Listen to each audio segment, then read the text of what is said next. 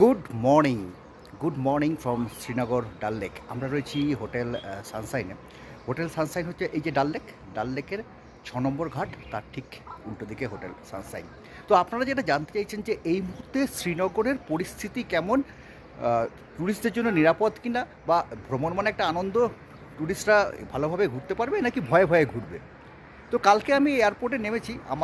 দিল্লিতে আমাদের এয়ারক্রাফট 1 ঘন্টা লেট হয়েছে। কেন লেট হয়েছে সেটা আমি যে বড় ভিডিও আসছে সেই ভিডিওতে বলবো, সেটা আপনারা শুনবেন। এবং এখানে নেমেছি 7টা, তারপরে শ্রীনগর এয়ারপোর্টে সেখান থেকে একটা ট্যাক্সি নিয়েছি। ট্যাক্সি নিয়ে আমি যখন হোটেলে এলাম, এখানে তখন কিন্তু ডাল লেকের ধারে লোক রয়েছে, তবে প্রচুর লোক। মে মাসে যেরকম থাকার কথা সেরকম লোক এখানে কিন্তু নেই। সকাল ডাল লেক, সেখানেও কিন্তু খুব একটা যে ট্যুরিস্ট আছে শিকারা চলছে সেটা আমি দেখতে পাচ্ছি না, কিন্তু ট্যুরিস্ট আসছে।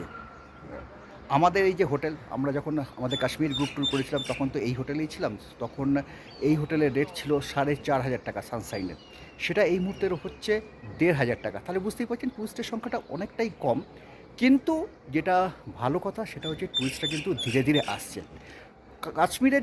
কাশ্মীরের যে মেন ট্যুরিস্ট স্পট মানে হচ্ছে শ্রীনগর, সোনমার্গ, গুলমার্গ, এমনকি পেহেলগাম, সেখানেও কিন্তু ট্যুরিস্ট যাচ্ছেন, সেই স্পটগুলো খোলা আছে। কিন্তু অফবিটের যে লোকেশানগুলো, সেই লোকেশানগুলো যেমন ধরুন দোতপাত্রি, ইউসমার্গ, আমরা গেছিলাম আহরবাল ওয়াটারফলস, এই সমস্ত অফবিট লোকেশানগুলো, সেগুলো কিন্তু ট্যুরিস্টের জন্য এখনও বন্ধ আছে।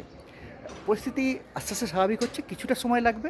কিন্তু এমনি আমার শ্রীনগরে কাল থেকে আজ পর্যন্ত কোথাও কোনো অসুবিধা হয়নি। প্রচুর মিলিটারি আছে, সেরকম ব্যাপারও নয়। বিশেষ করে যারা কার্গিল যাবে, শ্রীনগরে 1 রাত কি 2 রাত থাকবেন, তাদের জন্য তো কোনো অসুবিধাই নেই। যারা কাশ্মীর ট্যুর করবেন, অফবিট জায়গাগুলো যেতে তাদের এখনও কিন্তু একটু অসুবিধা হবে।